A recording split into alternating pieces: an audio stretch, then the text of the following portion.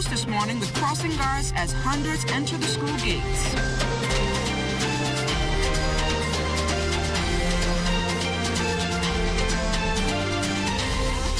Worry less. Good morning, everyone. I'm LaDawn Davis, and welcome to the morning edition. And as always, it's so great to have you waking up with us. You can expect some partly sunny temperatures in the forecast. And for more on the weather outlook for today and the rest of the week, here's our one-of-a-kind weatherman, Basil Dean. This weather report is sponsored by Bank of the Bahamas, the Bank of Solutions.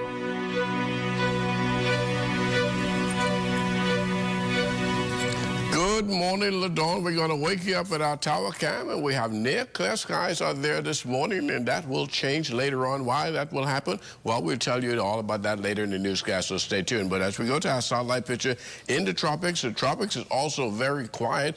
Save for this area near the Yucatan Peninsula, has a low chance of developing, but no problem for us at all because it's going to be sliding towards the west. High pressure is in control of our weather temporarily. There's a front system on the way that will change things later on. We'll tell you about that later in the newscast as well. But outside of our studios, few clouds, temperature at 81 degrees, relative humidity 78%. We have easterly winds at 5 miles per hour. The barometric pressure 1,015.7 millibars. That's 29.99 inches, and it is falling.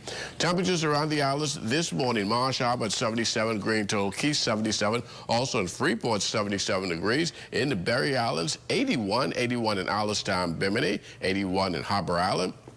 Rock Sound, Eleuthera, 80 degrees, 81 in Otterstown, Cat Island. Staniel Key as well. Camp Space, St. Andrews, 81 degrees. Fresh Creek at 80, 81 in San Salvador and Rum Key. As we take you into Ragged Island, they're reporting 81. Clarence Sound, Long Island, Crooked Island, 81s as well. 82 in Betsy Bay and Acklands, Matthew and Agua, 81. And the Turks and Caicos Islands at 82 degrees. Your boating forecast for today in the northwestern islands: light and variable winds with flat seas. That too will change 1 to 3 feet. Low tide 8:57 in the morning. High tide will take place at 3:16 in the afternoon. For the central Bahamas, easterly flow 10 to 15, wave heights 2 to 4 feet. For the southeast, easterly at 12 to 18 knots, and the wave heights 3 to 6 feet. That's going to do it for your first look at weather at 6. Stay tuned, more weather is still to come. Basil, thanks a lot. Meanwhile, Lloyd Allen and the Morning Edition team is standing by from the six-legged roundabout with the Bahamas First traffic report. The traffic report is sponsored by Bahamas First. First in insurance. Today, tomorrow. Yes, good morning, LaDawn. Good morning, Bahamas. This morning we are reporting your traffic from the western end of University Drive, Farrington Road. We're standing on the corner of 21st Century Road, and that's right at the six-legged roundabout. So far this morning, we have observed a significant amount of traffic in this area.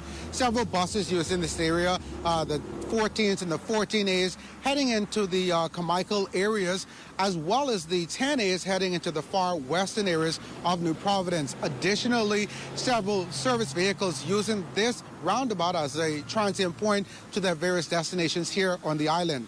To the remaining motoring public, we would like to advise as you approach this roundabout, it's not called the six-legged roundabout for no reason. It's very busy. And so as the morning develops, we expect that it will become increasingly more busy. And as it does, you definitely do want to drive with caution and with care. And of course, as the morning continues, we would also like to advise drivers of roadworks that continue in the areas of Nassau Street North. Now, that's a brief look at your traffic report on this Hump Wednesday. And again, LaDawn, back to you in studio. Lloyd, thanks a lot. Now on to our top story this morning. Weeks after Hurricane Dorian ripped through the Grand Bahama community, the nation's second city will get a big economic boost. The Inter-American Development Bank awarding a multi-million-dollar contract to a locally registered company for the construction of the region's first marine waste management and processing facility. Desmond Saunders reports. The IDB awarding Clean Marine Company with a $1.5 million contract for the construction of the first marine waste reception and processing facility in the Caribbean. The company, based out of Freeport, Grand Bahama, will use the latest technology to process and recycle liquid waste from marine vessels. The project is expected to create 45 jobs, enhance the local economy, while protecting our marine resources. Minister for Grand Bahama, Senator the Honorable Kwasi Thompson, says historic signing is good news for Grand Bahama. Today, we witnessed the signing of the IDB Lab Technical Agreement and Loan Agreement and the announcement and commencement of the Clean Marines Expansion Project in Grand Bahama. I'm advised that earlier this year, the IDB Lab launched the Blue Tech Challenge in the Caribbean for companies applying for new technologies and solutions to foster long-term sustainability of the ocean economy. In March of 2019, the Clean Marine Group Limited was selected as a winner in the Bahamas. Clean Marine edged out 20 competitors from the Caribbean. The project comes at a time when the Bahamas is tightening its marine laws.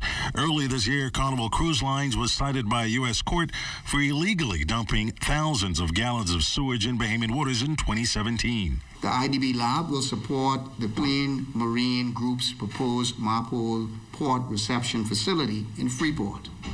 The IDB loan of $1.5 million will finance the expansion of the port reception and processing facility that will provide significant environmental and health benefits to the population that reside in the Bahamas, as well as all other Caribbean countries that are affected by improper disposal of marine waste and pollutants. More importantly, this project supports Freeport's bustling economy and growing cruise ship industry. Some 4.8 million cruise passengers visited the Bahamas in 2016, and Grand Bahama Shipyard is one of the fastest growing shipyards in the world. Director of Marine Operations for Clean Marine Group is Niels Jensen. Now, with the kind assistance of the IDB, our existing and overseas investors, Clean Marine Group is now prepared to invest over $12 million in developing a Marpole reception facility to exceed the highest standards of anywhere else in the world. Construction of the multi-million-dollar facility will start next month. The first phase of the project will be completed in 18 months. The project is one of many investments on tap to spark Grand Bahama's struggling economy. Desmond Saunders, ZNS Network News. Thanks a lot, Desmond. The Inter-American Development Bank is taking a cross-disciplinary approach to improve conditions in this country and possibly aid in the nation's overall GDP. The bank is seeking to interlock various sectors in this goal, and economists with the IDB, Dr. Alan Wright, says private sector liberalization is key to fortifying the Bahamian market. The Bahamas is actually somewhere about 1.5% or just about 2 percentage points below its potential GDP level, which translates to somewhere about $150 million to $200 million. If you can get the private sector to be less constrained, remove some of the structural bottlenecks that is constraining the productivity of the private sector, then you will move the economy closer towards that point. As a part of its 60th anniversary, the IDB also sponsored a one-day forum on private sector continued advancement, in particular small and medium-sized businesses. IDB Country Representative Daniela Carrera says this event is one of many the bank has taken on to help the country to remain on its growth trajectory even after Hurricane Dorian. The bank has also worked closely with the government to streamline digitalization in various sectors. If you think about Abaco, that was so affected, there was a lot of small businesses there. That should be one of our targets, to see how we enhance that capacity, that access to credit and training in SMEs in Abaco. Proceedings in the House of Assembly will resume at 10 o'clock this morning, and House members are expected to pass the Disaster Preparedness Management Amendment Bill 2019. House members are also expected to begin debate and pass a bill that will allow pay exemptions for government-issued documents lost during the storm for residents who resided in Grand Bahama and Abaco on September 1st. Prime Minister, the Most Honorable Dr. Hubert Minnis, wrapped up debate on the Disaster Amendment Bill in the House of Assembly yesterday and announced the extension of exigency orders to December 31st, as well as the removal of value-added tax on diesel for electric generators for storm survivors in Abaco and the nation's second city.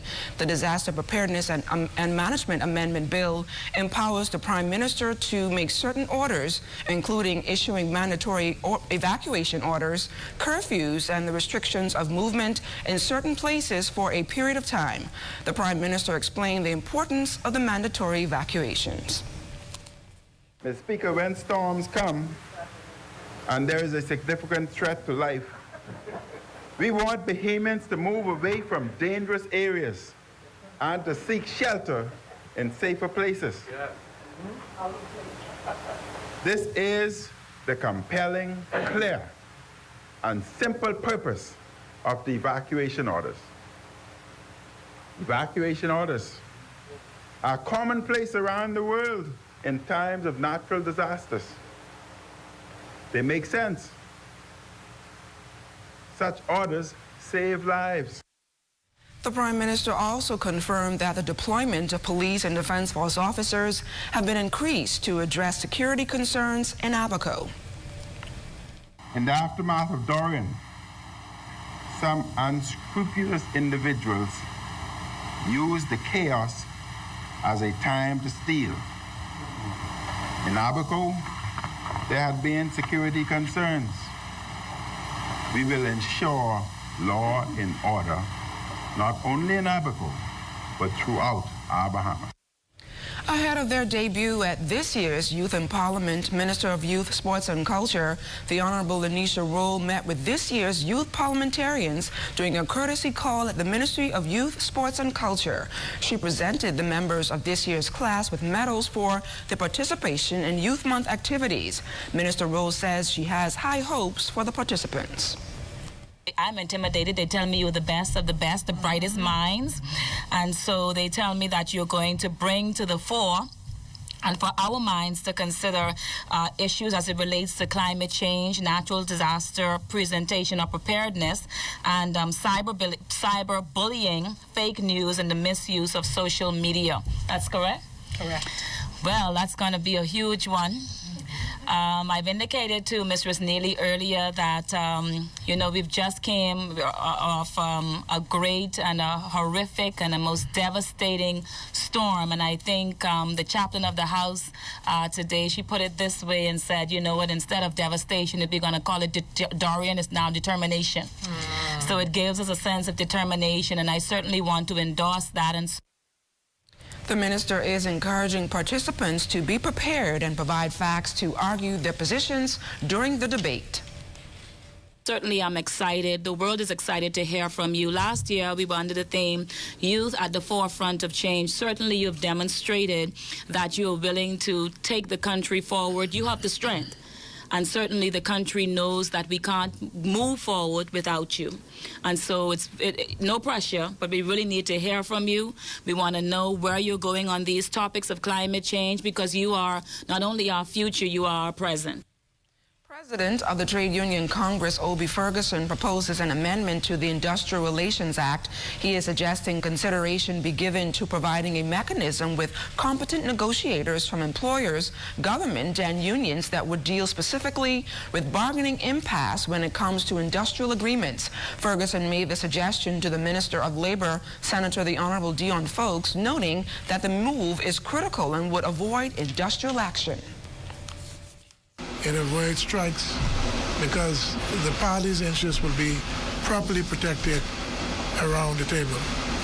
I just think, Minister, this example here, I would strongly suggest that it be used throughout with all of the unions that are having issues. I see no reason why the Water and Sewage Union ought not be settled. If the minister, who I have confidence in, and Mr. Pindon, with your hands-on situation, I see no good reason why in another week or so we couldn't come back around the table and do the same thing in the interest of the workers, in the interest of the government, and in the interest of the country.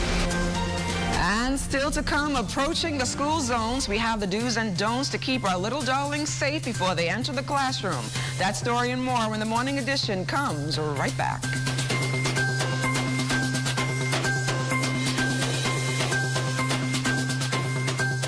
Look, it's simple.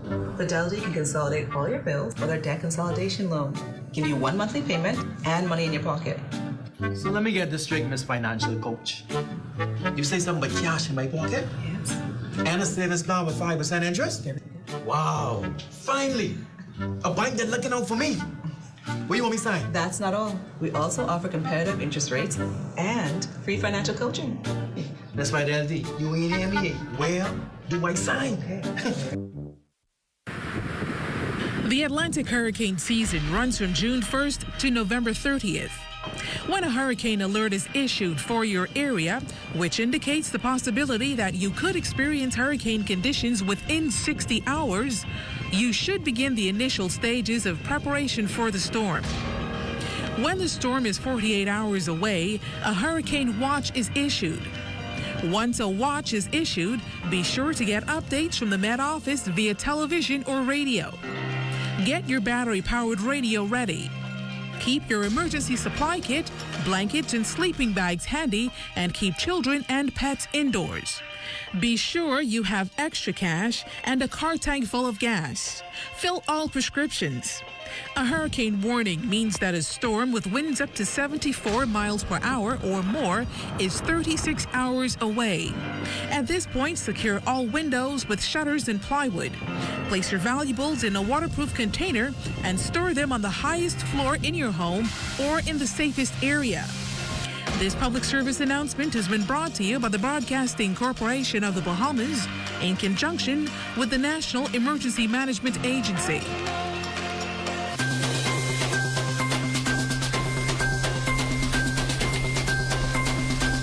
Welcome back to the Morning Edition. Health officials continue to monitor a 26-year-old Bahamian male who has been diagnosed with malaria. A few days ago, the male presented himself at a local hospital with symptoms of fever, headache, vomiting, and diarrhea, but no evidence of bleeding. The patient was immediately isolated due to his history of recent travel through Europe, Africa, and the Mediterranean. As a precautionary measure, the patient remains isolated until his clinical status significantly improves. Also, the Minister of Health, Dr. the Honorable Dwayne Sands, outlined tentative plans to enter an agreement with the University of Miami in an effort to help provide local critical care services to Abaco. The operating room in the major facility in Abaco has never been used. We have now begun the process of negotiating a memorandum of understanding with the University of Miami in order to provide surgical services in Abaco for the first time in history.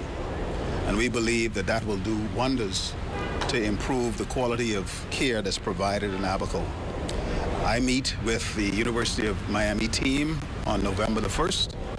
I would have met with the Dean of the Medical School and the Chairman of the Board, and we are looking forward to a collaborative effort in order to improve the quality of care delivered not only in Abaco, but in Grand Bahama.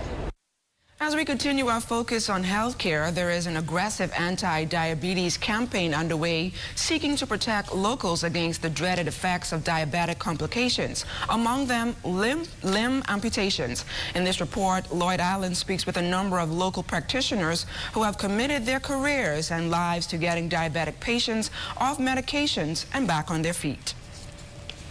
A three-day podiatry conference here in the Bahamas is set to cut the numbers of diabetic complications in the country to half, and it all starts with holistic wellness. Laura Nottage says she has battled diabetes for more than 25 years.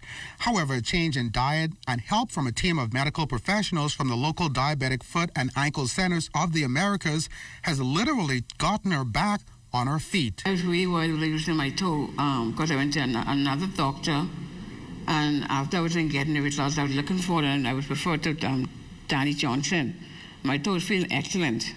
Johnson, along with a podiatrist from Chicago, Dr. Victor Horsley, worked intensely with Nottage, taking a holistic approach to wellness, along with a new procedure known as minimally invasive surgery to reverse some of those effects of the chronic disorder, correcting a foot ulcer, and to quickly help Nottage to regain mobility and independence.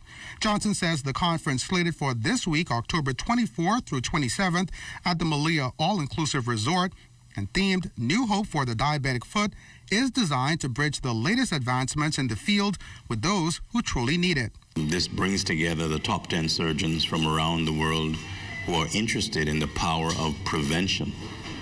The power of prevention. When we start doing this, we're going to see the reduction in the rate of amputation tenfold every year. Johnson says treatment at the center is multidimensional, with the goal of assisting patients to achieve optimal health. And what we're trying to do is turn back the clock, which is possible. This is all a preventable scenario. So prevention has three components. One is awareness. First, we got to make people aware of what's happening, what causes the problem, and that the problem can be healed, prevented, and turned back. Practicing what he preaches. According to veteran podiatrist and 40-year vegan Dr. Horsley, a raw vegan diet can make the world of a difference in speeding up the healing process, but also reducing the intake of foods which lead to deterioration of the already compromised diabetic system. Me being a chemist and a biologist, why I stopped eating meat, not because it was meat, but because if I want to do drugs, then back in the 70s, I could do drugs on my own if I liked to. There were enough around. Well, metabolic syndrome is a wheel. It's like a pie chart. When you add obesity, when you add diet, when you add hypertension, when you add the various factors clogging your arteries.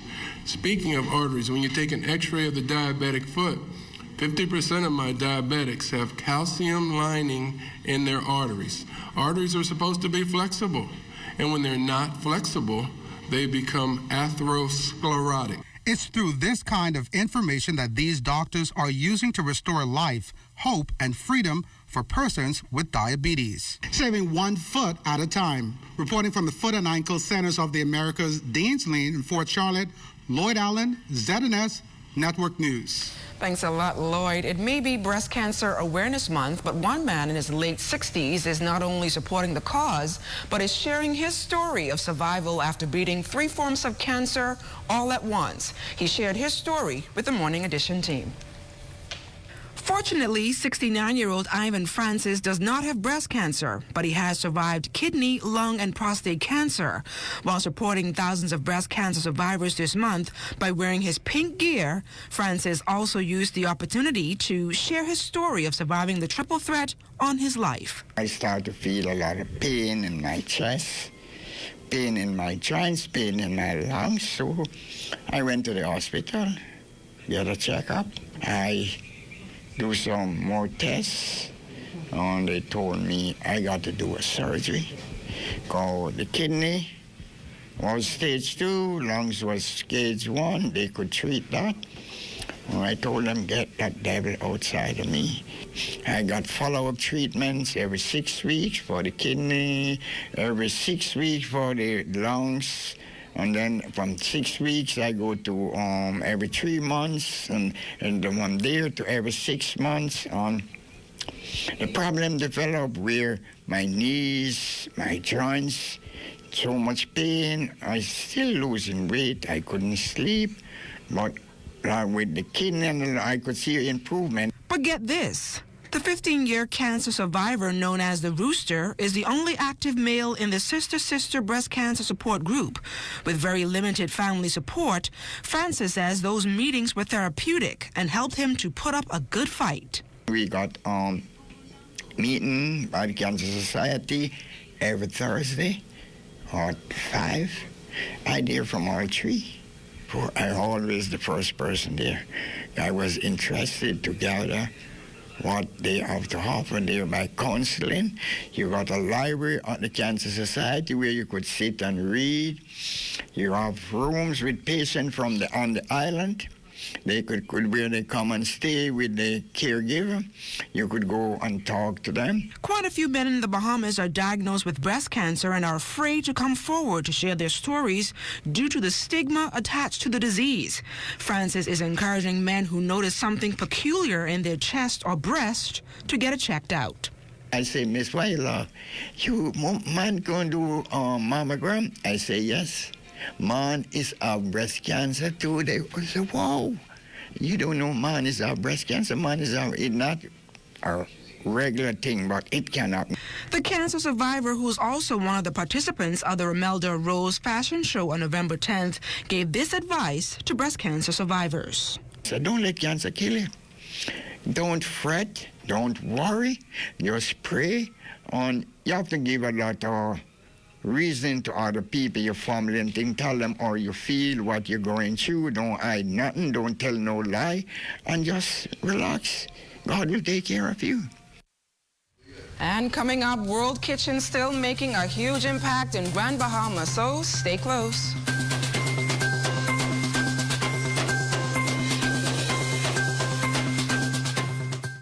Comfort Suites Paradise Island is the best-kept secret in the Bahamas.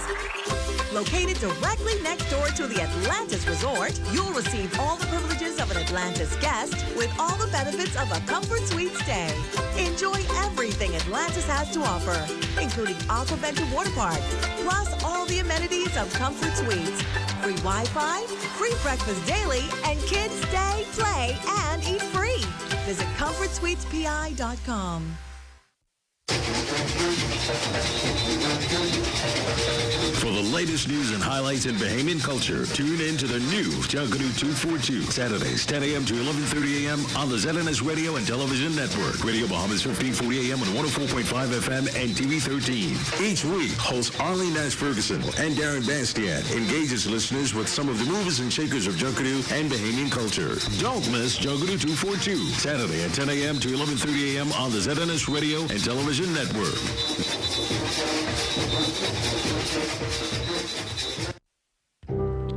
When a hurricane strikes, there are many critical needs to survival. Water is one of them. Access to clean water to drink, bathe, and wash things is often hard to come by, particularly in remote areas. While it's tempting to use whatever water is available, there are a few things that you should do to make sure that your drinking water is safe to consume or use. Boiling your water is one of them. Boiling water kills most pathogens that can be harmful. If your water is cloudy, filter it through a clean cloth or portable filter. You should boil filtered water for 1 minute, cool, and then store in a clean container with a lid. If boiling your water is not an option, you can disinfect it with bleach. Use 1/8 teaspoon or 8 drops per gallon, then let it stand for 30 minutes. Remember, this water should be stored in a clean container with a lid. Ensuring the highest level of food, animal, and plant safety in the Bahamas. This message is brought to you by the Bahamas Agricultural Health and Food Safety Authority and the Broadcasting Corporation of the Bahamas.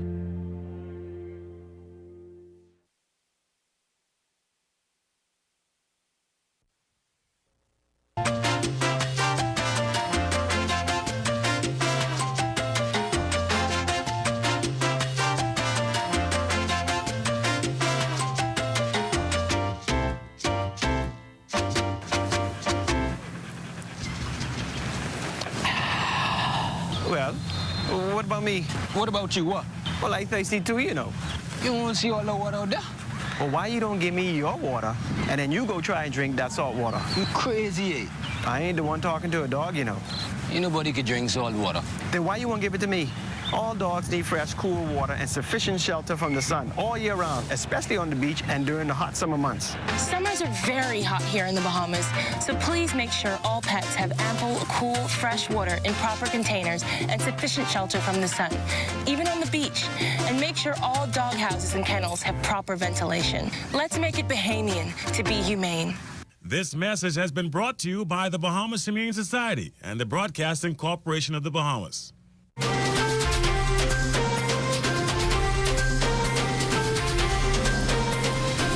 Welcome back to the morning edition. They're stationed on busy roadways and thoroughfares to stop the flow of traffic so primary school students can make it to their campus grounds and classrooms safely.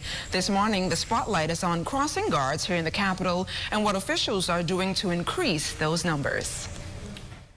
It's been said that a school crossing guard is known as the Lollipop Man because of its circular stop sign, which resembles the tasty flavored candy. The patrol officer is used at 7 schools across the capital to ensure that primary school students who walk to school alone or with their parents make it to their classrooms safely. Meet Stephen Poitier and Alvin Cunningham, crossing guards at Stephen Dillard and Yellow Elder primary schools.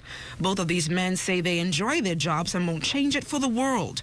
However, over the months and years, they've experienced some highs and lows. I started at 2012.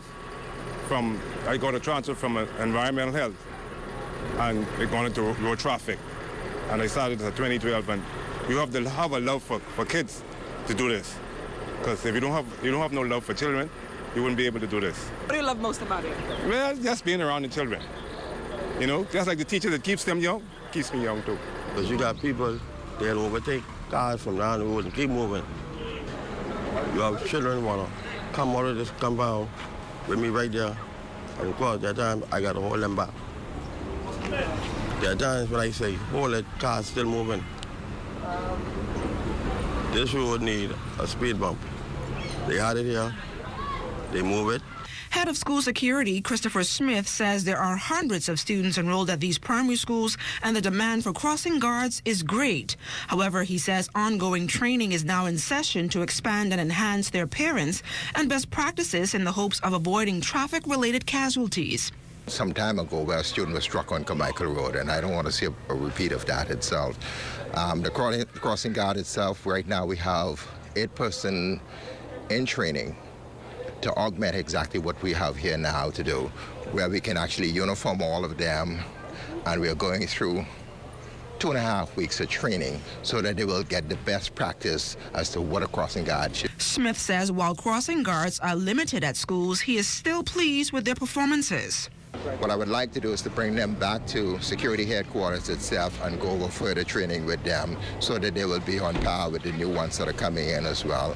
And so we're building a team. But more importantly, we're going to integrate them with the security officers that are posted at the day. So let's say, for example, if he's not in place, one of the security guards will be able to get the paddle itself and come out and do what to do. So there'll be a very close working relationship. And with some 20 schools without crossing guards, principals taking advantage of the opportunity have welcomed the idea and have partnered with crossing guards to avoid accidents and to keep our children safe around the school's perimeters from 8 a.m. to 3 p.m. The shortage of blood remains a critical concern for healthcare officials, and daily persons are being encouraged to donate blood. Today, a local school is spearheading one such drive. Here's Lloyd Allen. Well, again, good morning, LaDawn. Good morning, Bahamas. This morning, we are here at St. John's College, where an important initiative is about to be undertaken by the school, where a blood drive to assist those affected by Hurricane Dorian, as well as those in the greater Bahamas area in need of blood. Here with me this morning is the person who's leading that charge, or the people, rather, who are leading that charge from the school's clinic. I'm going to let them go ahead and introduce themselves. Good morning, and what are your names, please? Good morning. My name is Jennifer King. I'm the school nurse here at St. John's. Excellent. My name is Valentine Thomas, physical education teacher. So as we spoke initially, how did this initiative actually get started? Well, I was in the nurse's office one day, and we were having a conversation, and I told her how much I normally took the time to give blood as a regular blood donor. And the idea came about during the conversation that, hey, maybe this should be an initiative we could introduce to the school as to be a means of teaching our kids to be sensitive as to the importance of donating blood and giving back to the community. So the initial conversation was had with Nurse King. So Nurse King, you took that information and tell us what you did with that. Well, I thought it was an excellent idea because in St. John's, we are all about giving, and the students are involved in giving back to the community, and we do that through community service. And so because students are allowed to give blood from the age of 16, I discussed it with the blood bank, and they were very excited. And this initiative helps them to learn to give back from an early age, and hopefully it becomes a habit that they will continue, because we know that people need blood all the time. And so doing it as a communal effort, those who may be a little afraid of needles because they're with their friends and schoolmates, they see that the process is very simple. And so doing it together, hopefully moving forward when they finish school, they will continue to want to give back. Because we know that being caring or compassionate has to take on flesh. It has to be an action, not just saying I care or that I am compassionate about something. And so we know that that's the only way that we can help to give life to others, through the donation of blood. Can't buy it. No, you can't buy that, that's for sure. So creating lifelong donors. So obviously you're starting that process. Give us some more details about the date, who's open to actually come in to give blood, and what is your overall objective? Okay. The objective is that we get as many donors as possible. As I said, to create an interest in helping others. The blood drive is being held on Friday of next week, which is the 1st of November. And this is our 4th annual blood drive. And we're very excited about that because it is creating more and more interest. Our teachers, our students, our parents, as well as our alumni, of which I'm a part and proud to be an alumna of St. John's. They are all encouraged, and so we've been sending out memos and reminding them of this blood drive, as well as members of the general community can feel free to come in. We're going to have it right over here in our auditorium, and that's going to be from 10 until 3 on Friday, the 1st of November. Another question I have for you, Valentine, I'm going to come to you in a moment, but another question I have for you. I know with blood drives, what's needed a lot prior to actually withdrawing that blood, persons need to be well-fed, they need to get a good meal. Tell us about the process of preparation before you actually give blood. Oh, certainly.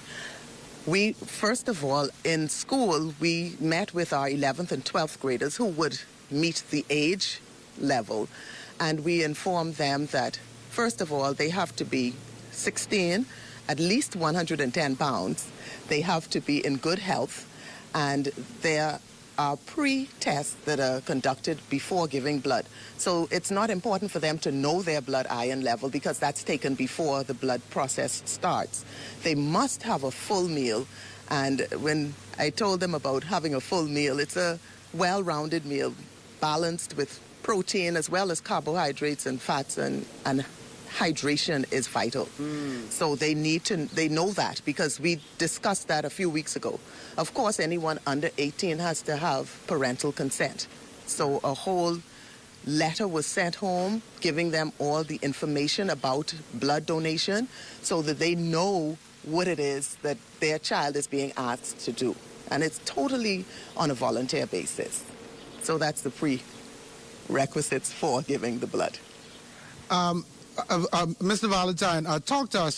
So obviously you had a conversation with Nurse King, but I'm sure you would have invited some of your friends out here to actually take part in this community initiative. Tell us about that.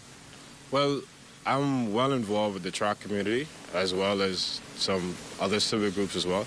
So I've spread the word to all of my friends and all the contacts and the networks that I engage with. And I expect to see a great number of persons out there. You know, we're doing this blood drive as an initiative to give back to our Bahamas, our community. And I think it's very important to understand the impact of donating blood. When I first started donating blood, I realized that 1 liter, nurse? 1 liter of blood, can save 3 lives. Wow. And so that goes very far. If persons in our community understand the impact, the magnitude of giving blood, I think we would be doing it more often. Yeah. So, Nurse King, obviously many schools around the country, from administration all the way down, have been doing a lot of work to really help those affected by by Hurricane Dorian from the Northern Islands. How do students receive this initiative? Are they welcoming? Are they excited? What's been their general response to this? Generally, students are excited, and like I said, when you find one student interested, they try to generate that interest among their peers. And so that is good. It has that domino effect.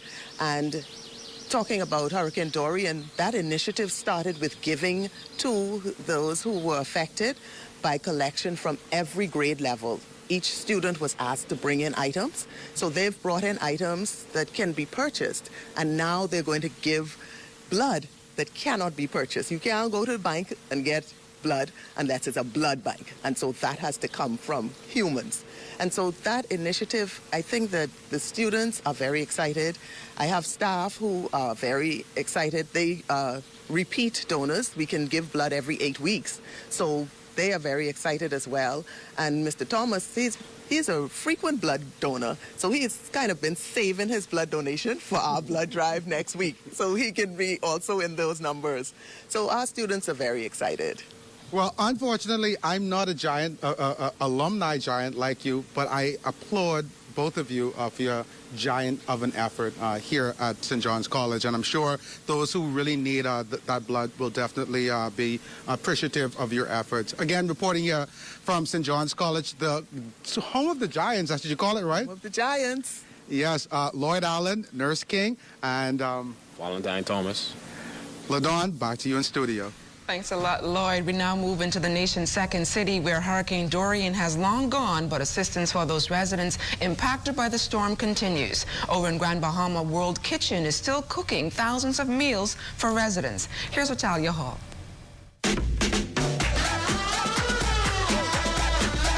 The World Central Kitchen was formed following the earthquakes in Haiti several years ago and gained momentum after Hurricane Maria devastated the island of Puerto Rico.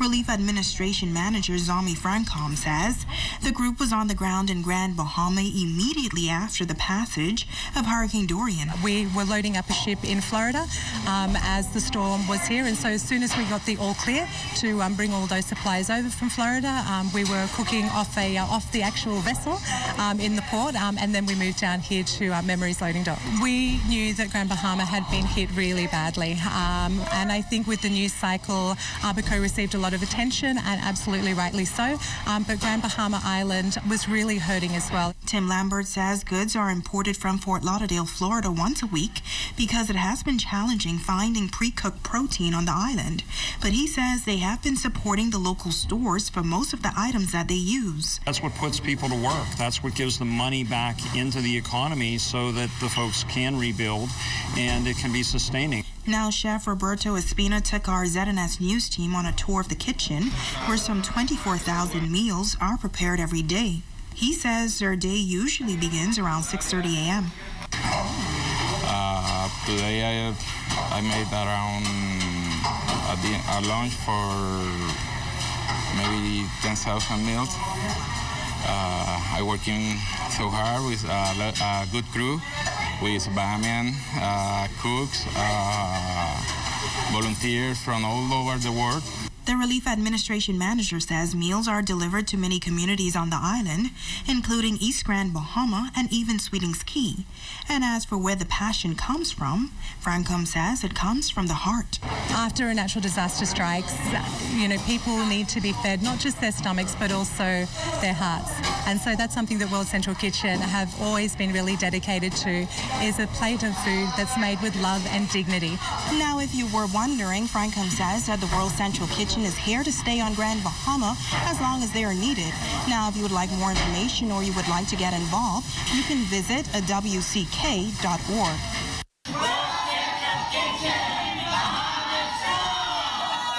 It's Halia Hall, ZNS Network News. Thanks a lot, Italia. Boy, fish and the peas and rice look good, but I don't know about the chicken. Been making me hungry this morning, but I know. Can you cook? Yes, I can. I can cook. I'm sure Charlie cooks in the house as well. What's your favorite dish? You put the water in before you put the rice. You put the rice in the pot before you put the water. No, you put the water first. Because I ain't gonna call no names. The food these women around here is buy at ZNS. I sure they can't cook this thing. Eating pork chop for lunch and again buying this. And if you say yeah. No. Say yeah, No, Fisher, no. What's coming up in sports? Coming up in sports, it was a big night last night over at the New Providence Softball Association as the champion was decided in one division, and then Buddy finally inking his contract on the dotted line. LaDawn is not with me this morning. These are Y2K women don't know how to cook. Men cooking in the house nowadays. Right, Randy? Boy, all of that and more ahead in sports.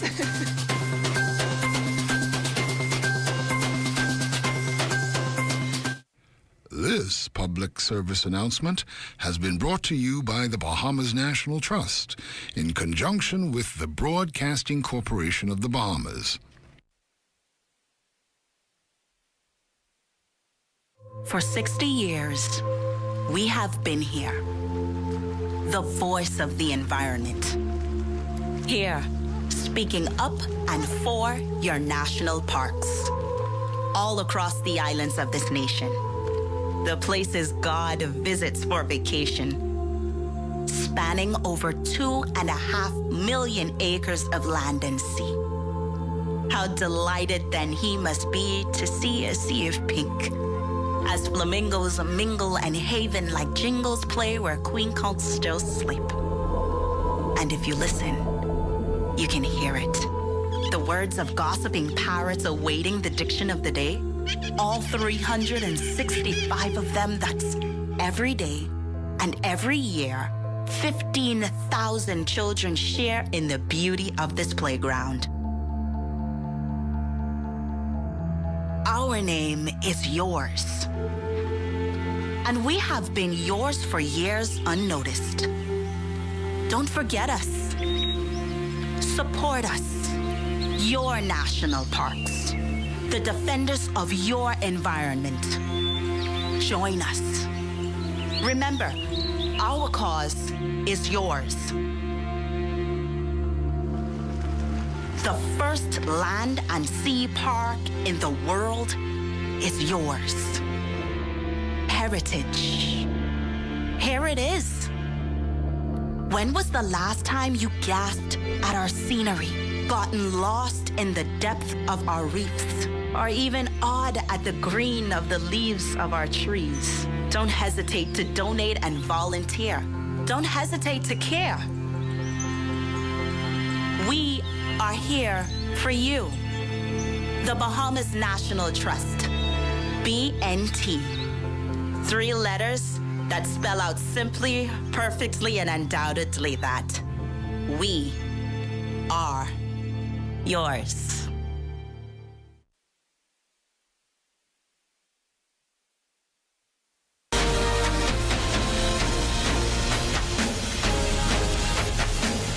Good morning once again. Big night at the park as 2 teams were looking to stay in their series while 2 were seeking to wrap it up. The heatedly contested Game 5 between the Sunshine on Wildcats up 3 games to 1 on the inventive intellect Lady Warriors came out swinging, not wanting to fall behind early like they did in the previous 4 games. Wildcats not wanting to give the Warriors even momentum, led 7-1, but once again the Warriors fought back to tie it all at 9 late in the ball game. And with their backs against the wall, the Cats claw their way out of the corner, tack on 2 runs in the 6th.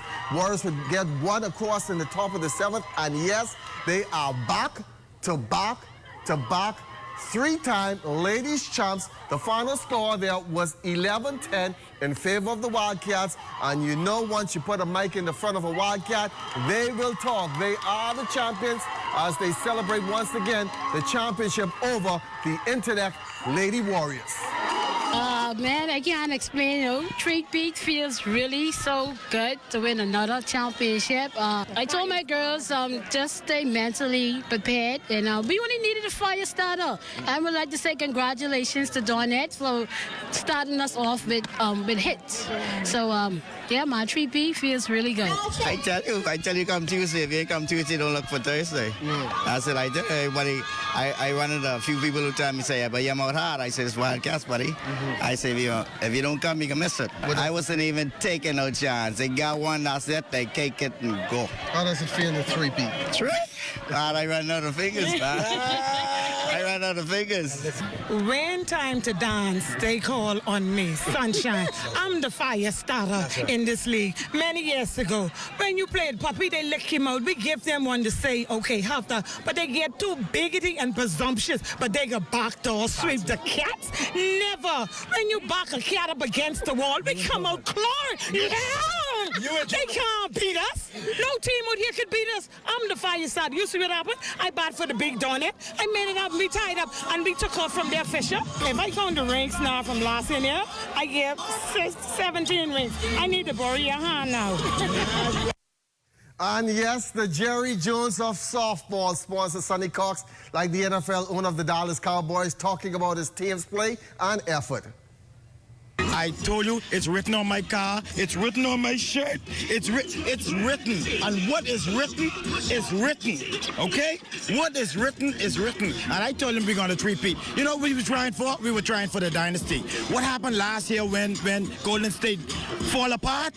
We had a speech. And I told my girls, I said, listen, y'all, Golden State fall apart. They wear gold too. But listen, we can show Golden State how Wildcats do it. 3 in a row. Let's go to the men where CS Enterprise Hitmen were up 3-1 on the Commander Security Truckers. And like the Wildcats looking to hoist the trophy, but Truckers came in on full tank of gas and won this one 5-3 to pull within 3 games to 2. Will it be deja vu like it was last year when the Hitmen led 3-1, only to have the Truckers come back and complete the backdoor sweep? Game 6 Thursday at the park should be quite an interesting game. Buddy Hield and the Sacramento Kings tipping off NBA season play tonight in Phoenix against fellow Bahamian DeAndre Ayton and the Suns. But before that came Buddy officially inking his contract extension with the Kings. The Kings signed Hield to a 4-year, $86 million deal that could pay him as much as $106 if he reaches all of his incentives. He said it was not all about the money. I'm satisfied, man. Like I say, coming from, 10 years ago, me telling my friends, my family, I'm gonna make $86 million and more. Well, who would say, oh, buddy, you talking BS, you know what I mean? So I'm just grateful, and like I say, there's a lot more room to make more, so it's not about the money. Money don't make you happy all the time, you know? People look at the money and think it makes you happy, like, you know, there's a lot of money, like, what else can you do with it? I'm just here to take care of my family and just make sure they're secure, so end of the day, it's all about being happy and comfortable in the right spot, and I don't think money's gonna, 10, 15 minutes gonna make you more satisfied in life, you know, just what you do in life and how you take it through. If I was greedy with the money, I would have left. And that's one thing my mom and some of my advisors always say, if it's about the money and you want to get more, of course, I want to get as much money I can get out of them, for sure. But like I say, it's all about being happy. And I think that the teammates we have around us, we love each other, we love playing with each other, and it's a good bond off the court. So, yeah, you might can nitpick this and nitpick that, but who cares, man? It's just all the same money. And like I say, growing up, I would have thought a kid from the Bahamas was making all this money, so I'm just happy and blessed. Truly well. Shawnee Miller Uibo honored at Government House Tuesday with the honor of Lignum Vitae. The honor is designed solely for young people under the age of 25 years who have made seminal contribution to the country that has led to exemplary achievement and attainment of high excellence. Shawnee, the first ever to receive this award. Such a huge honor. You know, I just want to say thank you again to everyone that was involved, to His Excellency as well. And so, yeah, it was a great honor, and I'm just so happy for it that I can be awarded this.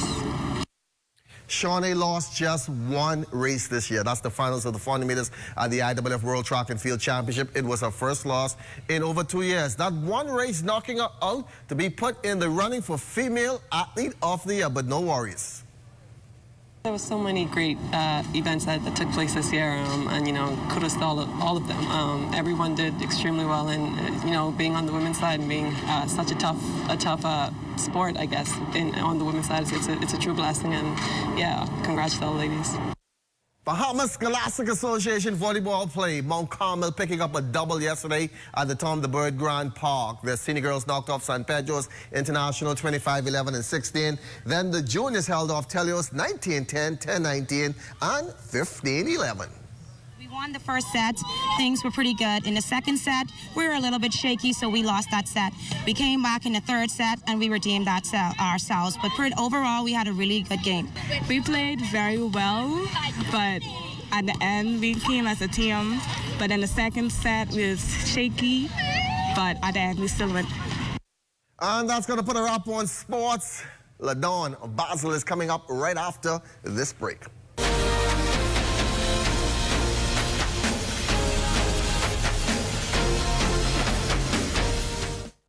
Our marine resources were once considered inexhaustible. Conch and reef fish like grouper were abundant everywhere, and it seemed as if the lobster catch would rise forever. But today, there is a downward trend that affects everyone. Researchers say we can reverse the trend by protecting more marine habitats. And the good news is that most Bahamians strongly support efforts to halt further decline. Tripling the size of our network of marine parks will mean more fish and conch for everyone now and for the future, as well as more recreational and ecotourism opportunities. Today, only 10% of our waters are protected. Surveys show that most Bahamians consider protection of our marine environment to be a top national priority. More protection means more benefits for everyone, now and in the future. It's a win-win-win strategy for the economy, for Bahamians, and for nature. Protect our sea, protect our way of life, protect the Bahamas. See the future. Visit Bahamas Protected on Facebook to learn more about marine protected areas.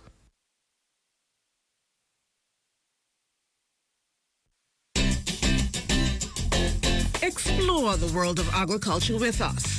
Join me, your host, Carla Palmer, for continued adventures in agriculture and the marine environment as we head into Season 2 of the program, Agriculture Now. That's Agriculture Now, moving to a new date and time, Wednesdays at 8 p.m. and Saturdays at 9 a.m., right here on the ZNS Television Network.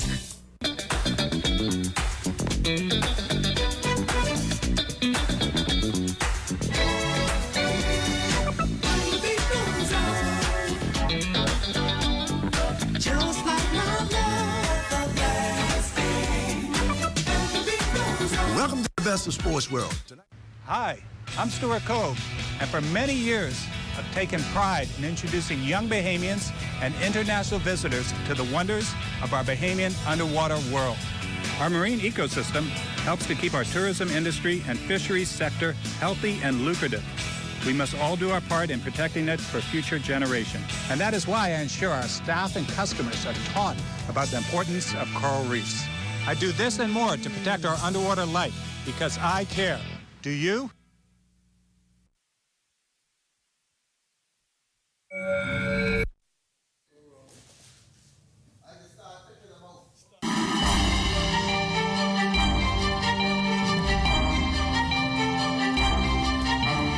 In our final look at weather, we'll get you started in the tropics. Nothing out there at all, but we are looking at a front boundary. You can see it right here in our satellite picture. Just a few clouds heading towards the northwest Bahamas. That will bring some spotty showers during the afternoon and evening hours. Not much change in the temperatures. If you're looking for that, we'll have to wait on another front to push through, which I suspect we'll do next week sometime. So stay tuned. We'll keep you up to breast with those front systems. High pressure is in control just for a few more hours as that front boundary continues to advance towards the north and west, but until then, you can look for partly sunny skies at first, becoming occasionally cloudy in the late afternoon and nighttime hours with 1 or 2 spotty showers. Here goes your forecast for today. Partly sunny afternoon showers developing in spots, high temperature around 89 degrees, and tonight, we're looking at partly cloudy again with a passing shower or 2. Below temperature, that should get down to 78 degrees. The extended weather forecast, a couple of showers heading into Thursday, but Friday, things should dry out nicely. A couple more on Saturday, and why that will happen? Well, we expect that front to back up over the northwest Bahamas as a warm front, and as it does that, we'll trigger 1 or 2 showers as well. But we'll dry out by Sunday, and heading into next week, we're looking at lots more sunshine coming back into our forecast. So, Dawn? Thanks a lot, Basil. And just before we go, the Morning Edition team would like to send a special happy birthday to Eden Soda Roll, who is celebrating her 8th birthday today. Continue watching us in the mornings before school, little lady. And that does it for us this morning. Be sure to join us tomorrow at 6:30 for more Morning Edition. Once again, from the entire Morning Edition team, I'm LaDawn Davis. Enjoy your Hump Wednesday, everyone.